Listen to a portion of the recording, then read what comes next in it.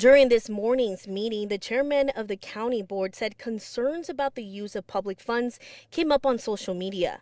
Board members did not provide any details about what those concerns were, but they hired a well-known lawyer from the Phoenix law firm Snell & Wilmer to serve as the lead attorney on this case at a rate of $850 per hour. When concerns are raised about the use of public funds, the county has a duty to investigate.